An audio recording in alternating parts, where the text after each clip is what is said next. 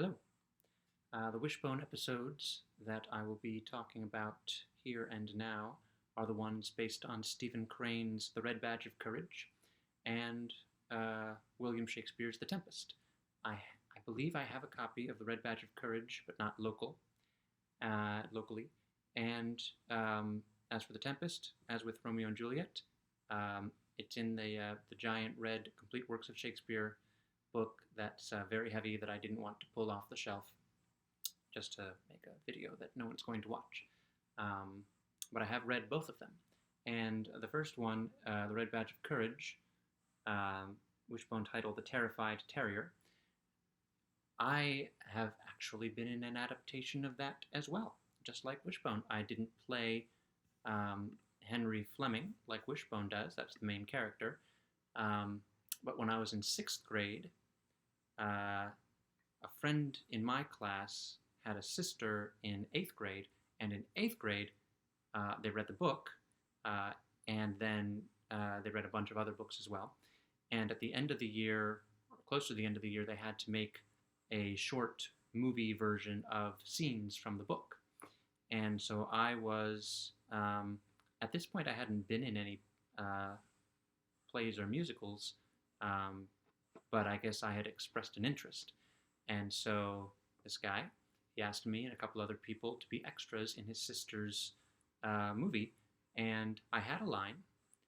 I don't really remember what it was, something about my aching head, and I had to scream it in agony. But yeah, I had a lot of fun doing that, even though it was just, I think it was just one scene, and we just walking through the woods behind the school in a row, hand to the red badge of courage, and moaning. That was a lot of fun, and that's why I have the book. I didn't want to wait till 8th grade.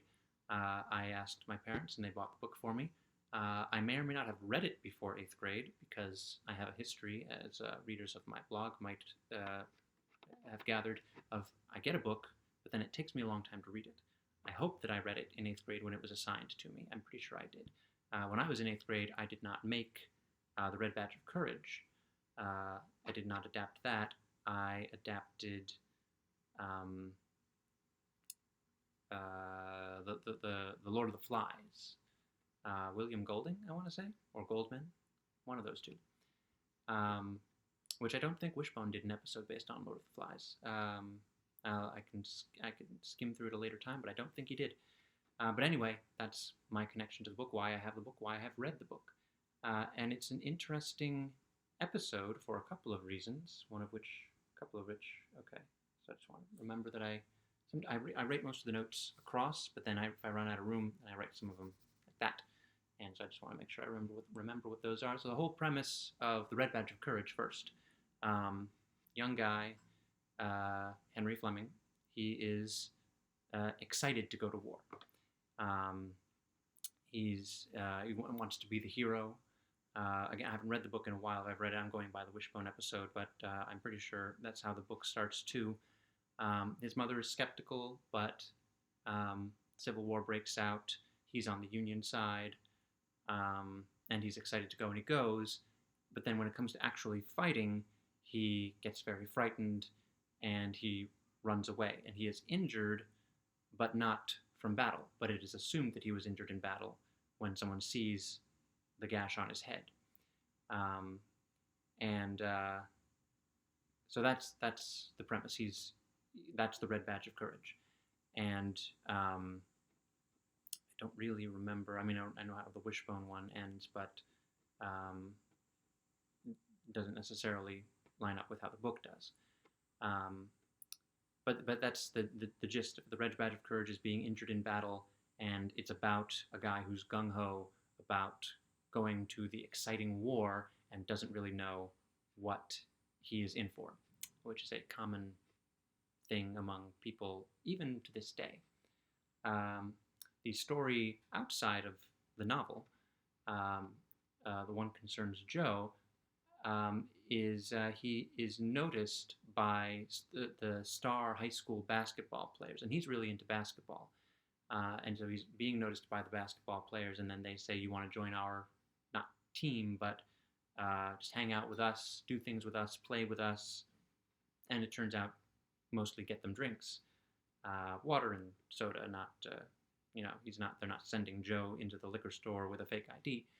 Um, but that's and Joe gets so excited because he figures this is a way into the cool kids, and like being cool in high school before he's in high school. And he gets this opportunity. It results in him ignoring Sam and David and Wishbone and Robin, who is a new. She's a black girl, approximately Joe's age, apparently in the class. I don't recall her from any of the bigger class episodes. Not Amanda, Robin. So not one we've seen before, and she's not in the Tempest. So the Tempest episode. So I don't know if we'll ever see her again. I was surprised to see her. I don't know if she was there so that Sam and David wouldn't be part of the initial rejection, but then later on we'd hear that they had called, and they call the house a lot to try to get Joe. Robin just shows up, so apparently she's that familiar. In the beginning, the two of them, Joe and Robin, are playing basketball, so maybe she's more of a basketball player than Sam or David. I feel like Sam would be a bit of a basketball player, if not David. But anyway, that's how the show opens. Joe is playing basketball with Robin, and these high school guys come by and lure Joe away. And Robin is cool with it initially because she thinks, well, this is an opportunity. Let him go have his opportunity. And she, kind of representing Sam and David's disappointment, gradually gets to not so happy about it. And in a later scene, Grady Ray is the name of the big kid who lures Joe away. In a later scene, Joe is at the Pizza Pete's or whatever it's called, the pizza joint with Grady Ray and the gang, and Robin is there too, but she's sitting alone. And then David and Sam come in, and they don't sit with Robin. They go to their own seat, their own booth. And I don't know if anybody's with Robin, but it seemed like if they were going to have Robin there, they're going to introduce this character, then maybe she and Sam and David should all be friends and they should sit together. But that might have given them all a reason to stay, despite Joe's not being with them. And in the end, Sam and David get made fun of by Grady Ray, and they leave, and Robin doesn't leave, I don't think, with them. It's confusing why Robin is introduced here. I don't know if maybe she figures in later and they had to introduce her here. Anyway, Sam and David are listening to bird calls. It's I think it's a biology project, which is fun because when I took AP biology in senior year of high school, that was after the AP exams, the final part of the term, we just went around studying bird calls in those same woods where I was once in the Red Badge of Courage. Let's see. I wanted to mention that Joe cuts off his sleeves, and here's, again, it's the strangest things make you realize maybe I did see the episode. Wishbone says, "Why do we not like sleeves anymore?" Or something like that, and I remembered that line. And I remember being that age and people disfiguring their shirts, cutting off their sleeves, cutting off the part, like widening the neck, not exactly widening the neck hole, completely getting rid of the neck hole and just widening the top opening of sweaters. And I just never got the appeal of doing that deliberately. Same reason I never got the appeal of pre-torn jeans. I'm not opposed to wearing damaged clothes, but it's much cooler if to me, it's cooler if they're not deliberately done, but if Joe's sleeve had gotten torn on the basketball court, or if Sam's playing sports and she and the knee of her pants gets torn because she goes down hard on the going after the ball, or whichever ball, football, soccer ball. so that's it's just a weird, but it's representative of that era, so naturally it's in the show. But it just that whole sort of thing that people did to their clothes never appealed to me. It feels like lying. But I guess the show is about um, making it seem like you're cooler than you are, or that it's important to put forward this image, and so you damage yourself, like you damage your clothes. Um, there's an interesting, fun scene toward the end, sort of after Joe has realized that um, he's just the water boy. He kind of chases Sam and David ride by on bikes where he's playing basketball, and he's been asked to get water, fill up water bottles, and then he goes chasing after them. And then the next scene, he's in his living room with his mom and Wanda is reading a book called Mind of a Dog, and is talking about how the inside of Wishbone's head must be more complicated than she's ever realized. She thinks of him as just a nasty beast, and she has no idea how much more complicated the inside of Wishbone's head is than she assumed. But the whole scene, they start talking about dogs being loyal, and Joe's there, and it's like that they're sending the message to him until he storms off and says, "I get it." But dog equals loyalty is the point there.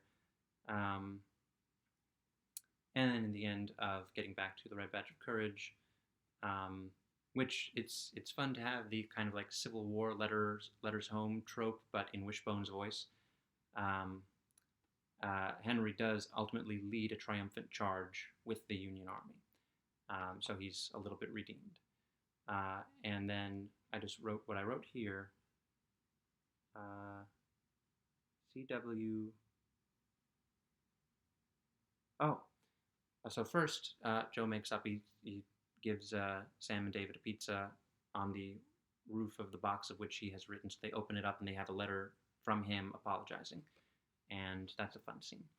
And then the little post-show "This Is How We Did It" explains that they hired Civil War reenactors to recreate the Civil War, and probably not something that would be done today. There are Civil War reactors and there are movies about the Civil War, but probably movie studios would want to stay away from people who make a hobby of recreating the Civil War. I don't know, but that's just an interesting detail. So that's Terrified Terrier, based on Stephen Crane's The Red Badge of Courage. The next one, Shakespeare, based on The Tempest, which I read for, I think it was play analysis, and somebody else was doing a project, and I had to evaluate their project, and their project was designing things for The Tempest. So The Tempest, if you haven't seen the movie or the play, Prospero, kind of a wizard type character, but also a duke, or a former duke, has had his dukedom, or her dukedom, if it's Helen Mirren, taken away by, I think, her brother, and banished to an island with her daughter. And her daughter's name is Miranda. And the person who stole the dukedom, Antonio, I think, is happens by sailing by the island, and Prospero creates a storm, a tempest, to bring the ship to shore safely, but such that they can't just get back on the ship and sail away. They are stuck on the island, and Prospero wants his or her dukedom back. In the meantime, Miranda falls in love with... I didn't write down any of the names of the Tempest characters. And I was a little confused about some of their relationship. Miranda, daughter of Prospero. Prospero, rightful Duke of Milan. Caliban, not in this episode at all.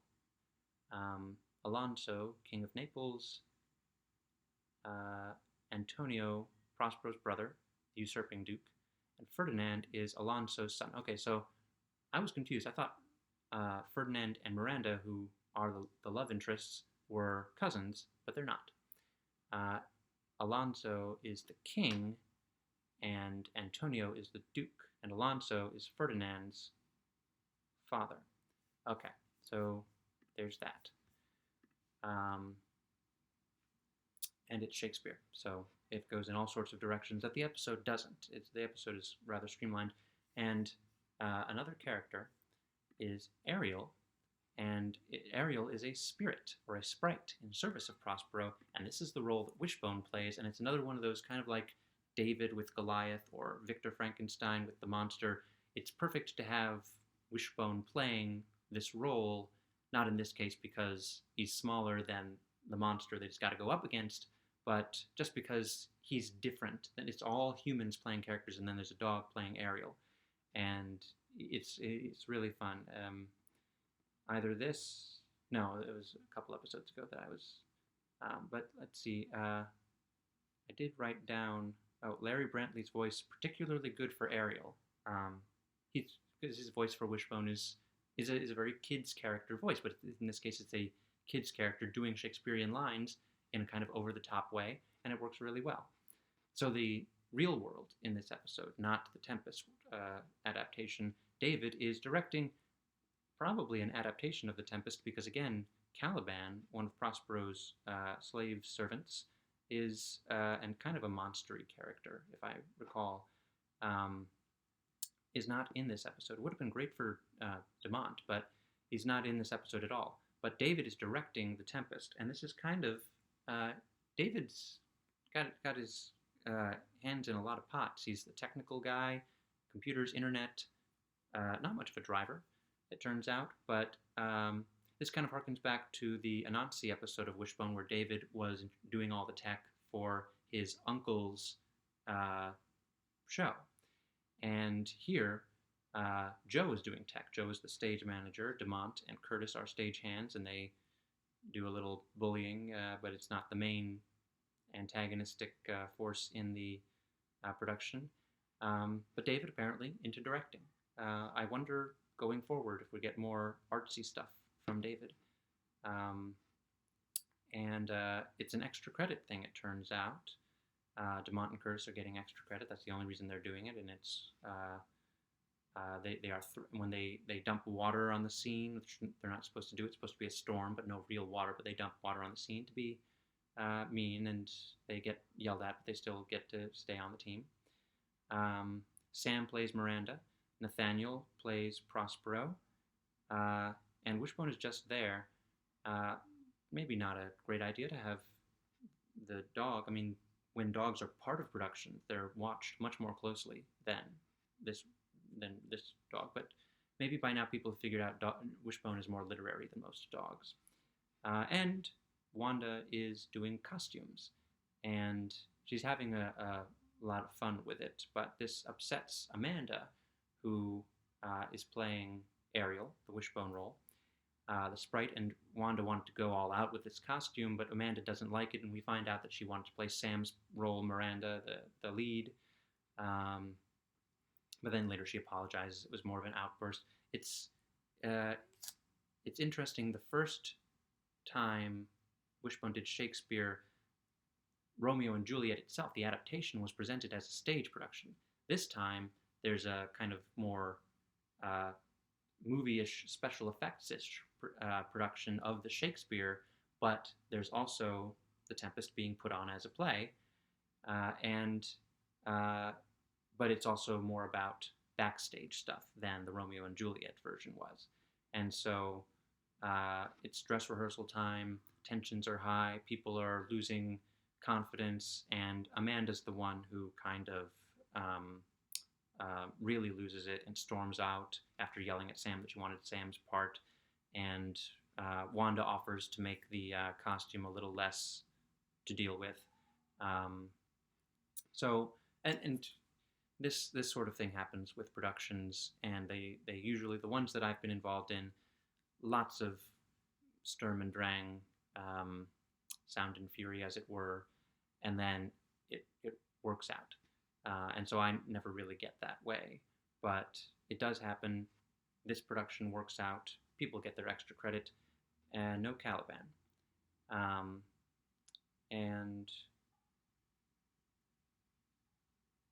And then Wishbone is kind of another magical exit for the Wishbone character. Not Wishbone as Ariel, but Wishbone in the real world. Wishbone, after, it's the cast party, people sitting around, and a whole bunch of the characters, including Wanda and Ellen, take their turns quoting the end of the play. And then Wishbone takes a little bow and disappears in a flash of yellow.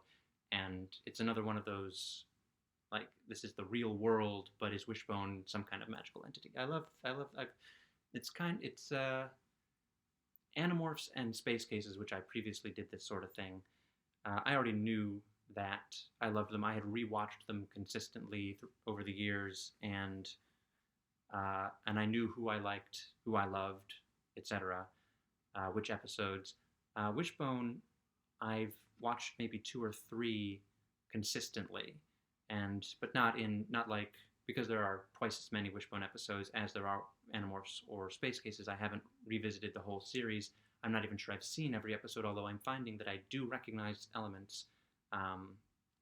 But I'm getting to know and love the characters now through this watch through, this being my first real watch through.